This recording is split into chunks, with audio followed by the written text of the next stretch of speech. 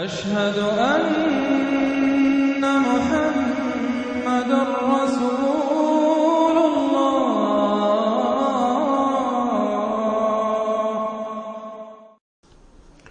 سورة عبس بسم اللہ الرحمن الرحیم.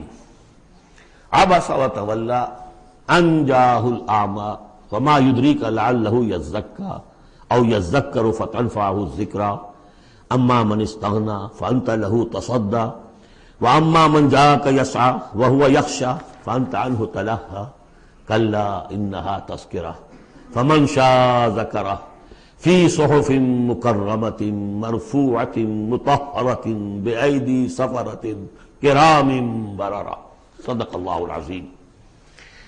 یہ جو سورہ مبارکہ ہے اس کے بارے میں بعض حضرات کو جو اپنے خیال میں چاہتے ہیں کہ حضور کا مقام جو ہے جتنا بلند سے بلند ہو رکھا جا سکے تو اس کی ادھر ادھر کی تعویلیں کرنے کی کوشش کرتے ہیں، لیکن اس میں کوئی شک نہیں ہے کہ یہ واقعہ بالکل اسی طرح پیش آیا جیسا کہ یہاں لکھا ہوا ہے، اور اس کی قطعاً کوئی تعویل کرنے کی ضرورت نہیں. دیکھیے، نبی کا معاملہ یہ ہوتا ہے، رسول کا معاملہ خاص طور پر، کہ اسے دیکھنا ہوتا ہے کہ مجھے ایک عظیم جو میرے اوپر ذمہ داری ڈال دی گئی ہے اس کے پورا کرنے کے لیے بہتر راستہ کون سا ہے. اب ظاہر بات ایک معاشرہ ہے، اس معاشرے کے اندر طبقات ہیں، ڈی فیکٹو ہیں. آپ کے لیے تو وہ گیون ہیں، آپ نے خود تو پیدا نہیں کیے ہیں، موجود ہیں. اب ان میں ظاہر بات ہے جو لوگ زیادہ اثر و رسوخ رکھنے والے ہیں ان میں سے ایک اگر ایمان لے آئے تو وہ دوسرے عوام الناس میں سے بیسیوں اور دسیوں کے مقابلے میں زیادہ اہم ہو جائے. موٹی سی بات ہے، اس میں کوئی راز والی بات تو ہے نہیں. اس لیے حضور نے دعا کی، جھولی پسار کر دعا کی، پروردگار عمر بن الخطاب اور عمرو بن ہشام یعنی ابو جہل میں سے ایک کو تو میری جھولی میں ضرور ڈال دے. یہ ویسے لوگ ہیں اپنے معاشرے میں اثر و رسوخ رکھنے والے ہیں، حیثیت ہے، تکڑے ہیں، تو اگر ان میں سے کوئی ایمان لے آئے تو تقویت حاصل ہوگی. تو نتیجہ یہ نکلتا تھا کہ حضور ایسے لوگوں کی طرف زیادہ راغب رہتے تھے، توجہ فرماتے تھے. پھر خاص طور پر جو لوگ اپنے ساتھی ایمان لے آئے ہیں، اب یہ کہ ظاہر بات ہے وہ تو اپنے ہی ہیں.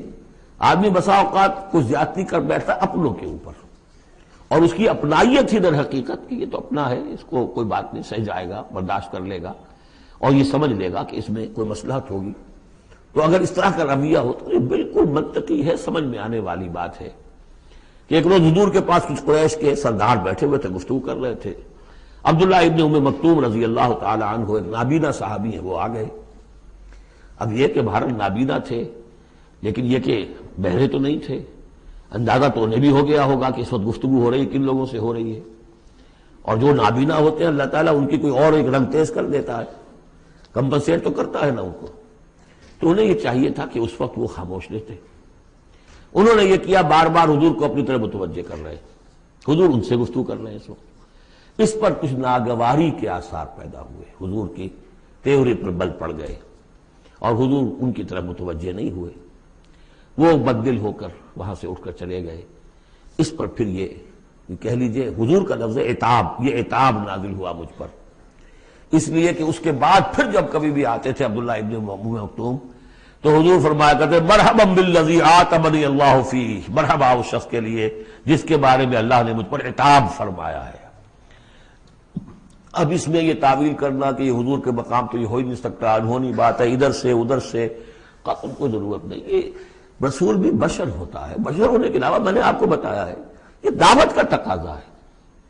اب جو یہ ہمارے اس وقت جو ساتھی تھے، غریب جو حضور کے ساتھی تھے، اور جو جن کو پیٹا جا رہا تھا، مارا جا رہا تھا، جو مزدور تھے، جو وہاں کے غلام تھے، ظاہر بات ہے کوئی صاحب حیثیت کوئی شخص ایمان لے آتا تو ان کی تکالیف میں کمی ہوتی، انہیں ایک طرح کی سپورٹ ملتی. اس لیے جہاں تک نیت کا معاملہ وہ بالکل ٹھیک تھا. البتہ یہ کہ کسی وقت ایسا ہوتا ہے کہ نیک نیتی کے ساتھ بے نیکی کا جذبہ بھی ایک حد اعتدال سے تجاوز کر جاتا ہے. اور یہ قاعدہ ہے کہ حسنات الابرار سیئات المقربین، یہ درجات کی بات ہے. یہ بات عام آدمی کرتا کوئی بات نہیں تھی، یہ بات محمد سے سرزد ہوئی صلی اللہ علیہ وسلم. تو اللہ تعالیٰ اپنے بڑے بندوں کی جو ہے چھوٹی خطاؤں کے اوپر بھی ایسا انداز اختیار کرتے ہیں کہ جیسے ان سے بہت بڑی خطا ہو گئی. تو یہ ہے سارے مسائل سامنے ہو تو پھر کوئی ضرورت کسی تعویل کی نہیں. عبس وتولی، اب بار بار جو انہوں نے متوجہ کیا ہوگا تو حضور کا کہ چہرے پر کچھ تھوڑی سی ناگواری سے شکنیں پڑ گئیں اور آپ نے ان کی طرف خطاب نہیں کیا، پھر موڑ میری طرف دیکھیے، وہ دیکھ کر پھر یہ ماتھے پر شکن لے کر آپ نے پھر منہ موڑ لیا۔ ان جاءہ الاعمی، اس بات پر کہ اس کے پاس ایک نابینا آیا۔ وما یدریک لعلہ یزکی، اے نبی آپ کو کیا معلوم کہ اسے وہ تزکیہ حاصل کرتا، وہ بلند مقامات آپ کی گفتگو سے استفادہ کر کے اپنے درجات بلند کرتا، او یذکر فتنفعہ الذکریٰ، یا یہ کہ وہ نصیحت اخذ کرتا، اسے وہ نصیحت مفید ہوتی۔ اما من استغنی، آپ کا معاملہ یہ ہے کہ جو مستغنی ہے، سننے کو تیار نہیں ہے، فانت لہ تصدیٰ، تو آپ ان کے فکر میں رہتے ہیں، آپ ان کے پیچھے اپنے آپ کو ہلکان کرتے ہیں۔ یہ لوگ جو ہیں یہ تو آپ کی بات سننے کو تیار نہیں ہے۔ وما علیک الا یزکی، اور اگر وہ پاکی اختیار نہیں کرتے تو آپ کے اوپر کوئی الزام نہیں، آپ سے پوچھ گچھ نہیں ہوگی۔ واما من جاءک یسعی، اور وہ کہ جو آیا ہے آپ کے پاس دوڑ کر چل کر آیا ہے، بھاگ کر آیا ہے، وہو یخشی، اس کے دل میں خشیت بھی ہے، فانت عنہ تلہی، تو آپ اس سے کچھ استغنا اور تغافل برت رہے ہیں۔ کلا، ایسا نہ کیجیے، انہا تذکرہ، یہ قرآن تو ایک یاد دہانی ہے، فمن شاء ذکر، جو چاہے اس سے نصیحت اخذ کر لے۔ ابو جہل نہیں کرتا، دفع ہو، ابو لہب نہیں کرتا، دفع ہو۔ جو کرنا چاہتے ہیں آپ کی توجہ ادھر ہونی چاہیے، جیسے سورہ کہف کے اندر آیا، وَاصْبِرْ نَفْسَكَ مَعَ الَّذِينَ يَدْعُونَ رَبَّهُمْ بِالْغَدَاةِ وَالْعَشِيِّ يُرِيدُونَ وَجْهَهُ وَلَا تَعْدُ عَيْنَاكَ عَنْهُمْ تُرِيدُ زِينَةَ الْحَيَاةِ الدُّنْيَا وَلَا تُطِعْ مَنْ أَغْفَلْنَا قَلْبَهُ عَنْ ذِكْرِنَا وَاتَّبَعَ هَوَاهُ فَكَانَ أَمْرُهُ فُرُطًا۔ تو یہ مختلف مواقع پر یہ بات آئی ہے، لیکن ظاہر بات ہے کہ حضور معاذ اللہ ثم معاذ اللہ ثم معاذ اللہ کسی ذاتی غرض کی وجہ سے تو نہیں، اور یہ ہمیشہ ہوگا دعوتوں میں، تحریکوں میں۔ ظاہر بات ہے ہر سطح کے لوگ ہوتے ہیں، اب جو بھی داعی کوئی ہے، کوئی کسی جماعت کا امیر ہے، اب اس کا وہی ہوگا، اور وہ چونکہ ایک کمپلشن ہے کہ جو لوگ معاشرے میں زیادہ مؤثر ہیں، صاحب حیثیت ہیں، ان کا ایمان لے آنا، ان کا ساتھ آ جانا، کسی تحریک میں شامل ہو جانا، وہ اس تحریک کے لیے، اپنے لیے نہیں، ذات کے لیے نہیں، اس تحریک کے لیے، اس دعوت کے لیے، اس مقصد کے لیے یقیناً مفید تر ہے۔ اس حوالے سے معاملہ رہے گا، اور اس میں یقیناً پھر ایسا ہوتا ہے کہ دوسرے طبقات کے لوگ جو ہیں وہ پھر اسے محسوس کرتے ہیں، مغایرت سی ہو جاتی ہے۔ تو یہ در حقیقت دنیا میں بھی یوں سمجھیے کہ ہر اعتبار سے یہ پل سرات جسے ہم کہتے ہیں کہ اس کو بال سے زیادہ باریک اور تلوار کی دھار سے زیادہ تیز ہوگی، وہ دنیا میں بھی ہے۔ دو انتہاؤں کا معاملہ ہر وقت رہتا ہے۔ کوئی شخص جو ہے وہ اپنی خودداری، عزت نفس کی وجہ سے ایک رویہ اختیار کرتا، دوسرا سمجھتا متکبر ہے۔ یہ ایک شخص ہے جو کسی کے ساتھ ملائمت سے پیش آتا ہے، دوسرا سمجھتا ہے میری خوشامد کر رہا ہے، چاپلوسی کر رہا ہے۔ تو ان دونوں چیزوں کے اندر تکبر اور خودداری، بس یوں سمجھیے کہ قدم میں فاصلہ دارن، بلکہ قدم بھی بڑی شے ہے، وہ باریک بال ہی ہے درمیان میں، کہ خودداری کسے کہتے ہیں، تکبر کسے کہتے ہیں۔ تو اس میں یہ ہے کہ ہر معاملے کے اندر کوشش ہونی چاہیے درمیانی راستے کی، جتنی بھی انسان کر سکے۔ یہاں جس شان کے ساتھ قرآن کا ذکر ہوا ہے کہ اس قرآن مجید کو بھی آپ اپنا جس طریقے سے اپنی فرض رسالت کی ادائیگی کے لیے جس طرح آپ اپنے آپ کو ہلکان کر رہے ہیں، اس میں ایک پہلو اور بھی ہے، اس قرآن کی بھی توہین ہو رہی ہے۔ اس قرآن کو بھی لیے آپ پھر رہے ہیں، ان کو دے رہے ہیں، پڑھو اور سنو اور سمجھو، پھر میں سناتا ہوں، پھر سناتا ہوں۔ کلا انہا تذکرہ فمن شاء ذکرہ، نہیں، یہ تو ایک نصیحت ہے، جو چاہے اخذ کرے، جو نہیں کرنا چاہتا دفع ہو۔ فی صحف مکرمۃ، اور یہ قرآن اصل میں تو ہے بڑے باعزت صحیفوں میں، بلکہ یہ چوتھا مقام آ گیا، اگرچہ یہاں پہ لفظ نہیں آیا ہے وہ، جیسے کہ ہم پڑھ چکے ہیں حوامیم کے سلسلے میں۔ یہ قرآن کہاں ہے؟ وَإِنَّهُ فِي أُمِّ الْكِتَابِ لَدَيْنَا لَعَلِيٌّ حَكِيمٌ، یہ تو ام الکتاب کے اندر ہے جو ہمارے پاس ہے اور بڑے بلند مقام پر ہے۔ اور سورہ واقعہ میں ہم پڑھ چکے ہیں یہ قرآن کہاں ہے؟ فی کتاب مکنون لا یمسہ الا المطہرون، یہ تو چھپی ہوئی کتاب میں ہے، مخفی کتاب میں ہے، اسے چھو ہی نہیں سکتے مگر صرف وہی جو نہایت پاک باز ہیں۔ کون ہے نہایت پاک باز؟ فرشتے ہیں، ان کے ساتھ نفس امارہ ہے ہی نہیں، ان کے ساتھ وہ عالم خلق کا کوئی تقاضا ہے ہی نہیں، وہی ہے کہ جو اس کے وہاں پر جو ہے ان کے سامنے وہی لکھنے والے، ابھی آ جائے گا لکھنے والے، آگے چل کر آئے گا۔ وہ یہ قرآن کہاں ہے؟ بل ہوا قرآن مجید فی لوح محفوظ، تو لوح محفوظ، کتاب مکنون، ام الکتاب، اصل قرآن وہاں، جیسا کہ بارہا میں نے کہا یہ تو قرآن کی مصدقہ نقول ہے جو اللہ نے ہمیں فراہم کر دی، اصل قرآن وہاں ہے۔ اسی کا تذکرہ یہاں ہو رہا ہے فی صحف مکرمۃ. وہ ام الکتاب جو ہے وہ تو بڑے مکرم، بڑے معزز باعزت ورقوں میں ہے. مرفوعہ، بلند و بالا، مطہرہ، نہایت پاک، بے ایدی سفرۃ، وہ ان کے ہاتھوں میں ہے لکھنے والے فرشتے. وہاں سے نقلیں تیار کر کر کے بھی تو آخر بھیج رہے ہیں نا وہ. بے ایدی سفرۃ کرام بررہ، اور وہ خود بھی بڑے باعزت ہیں، بڑے نیک ہیں. تو یہ ہے قرآن مجید کا مقام. تو آپ اس قرآن مجید کے ساتھ بھی اس کے مقام کو سمجھتے ہوئے معاملہ کیجئے. جو اس کی توہین کرتا ہے اسے دفع کیجئے، اس کو منہ نہ لگائیے. اور آپ تو اپنے آپ کو جو بھی آپ کے پاس چل کر آئے اور جو واقعتاً طالب ہو ہدایت کے اور نیکی کے اور تقویٰ کے، ان پر توجہ دیجئے. قتل الانسان ما اکفرہ، ہلاک ہو جائے یہ انسان کس قدر یہ ناشکرا ہے. من ای شیء خلقہ، کبھی سوچے یہ اللہ نے اسے کس چیز سے پیدا کیا ہے. من نطفہ، ایک بوند سے. خلقہ، اسے بنایا. فقدرہ، اس کا ایک اندازہ مقرر کر دیا. دیکھیے ہر انسان کا ایک اندازہ ہے، شاکلہ. آج ہم سمجھتے ہیں جینز ہیں، ہر شخص کو جو جینز ملے ہیں اسی کے حساب سے اس کا شاکلہ وجود میں آئے گا.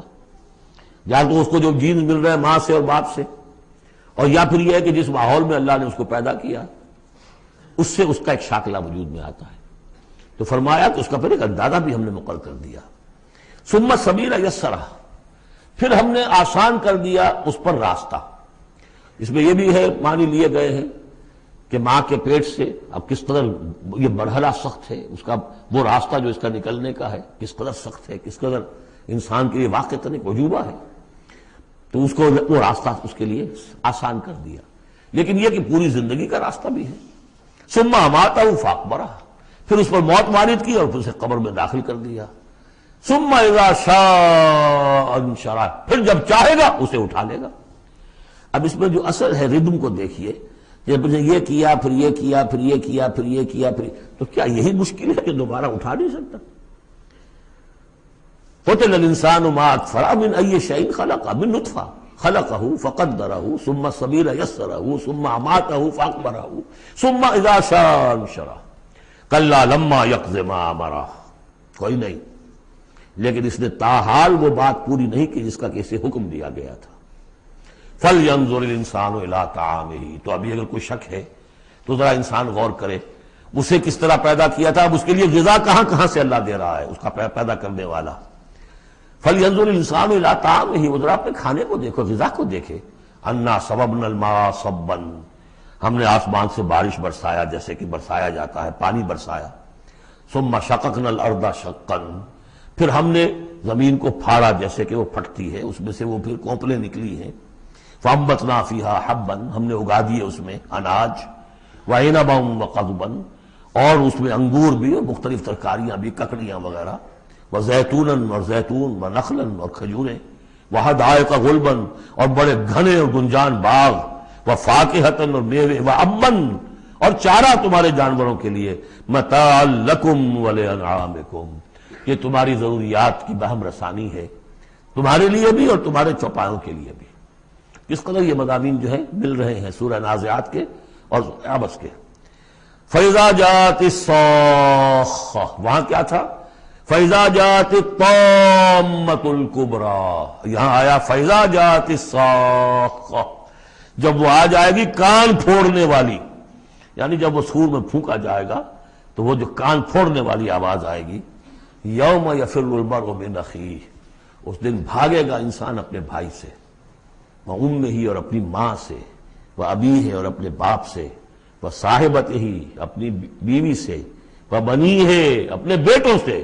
لکل امرئ منہم یومئذ شأن یغنیہ، ہر جان کے لیے، ہر انسان کے لیے اس دن ایک ایسی جان پر بنی ہوگی جو ہر ایک سے اسے بالکل بے خبر کر دے گی. وہ اسی میں نفسی نفسی اسی میں الجھا ہوا ہوگا. وجوہ یومئذ مسفرہ، اب وہی نقشہ جو سورہ قیامہ میں آیا تھا. وجوہ یومئذ ناظرۃ الی ربہا ناظرہ، ووجوہ یومئذ باسرۃ تظن ان یفعل بہا فاقرہ. وجوہ یومئذ مسفرہ، بہت سے چہرے ہوں گے اس روز روشن. ضاحکۃ مستبشرہ، تبسم ہوگا ان کے چہروں پر، ہنس رہے ہوں گے اور خوشیاں منا رہے ہوں گے. وَوُجُوهٌ يَوْمَئِذٍ عَلَيْهَا غَبَرَةٌ، اور کچھ چہرے ہوں گے ان کے اوپر دھول پڑی ہوگی، غبار آلود، ترہقها قطرہ، ان پر سیاہی چھائی ہوئی ہوگی۔ اولئک هم الکفرۃ الفجرہ، یہی ہے وہ کہ جو منکر ہے اور فاجر ہیں، اپنے نفس کے تقاضوں کو پورا کرنے کے لیے وہ تمام حدود سے اور قیود سے آزاد ہو جاتے ہیں۔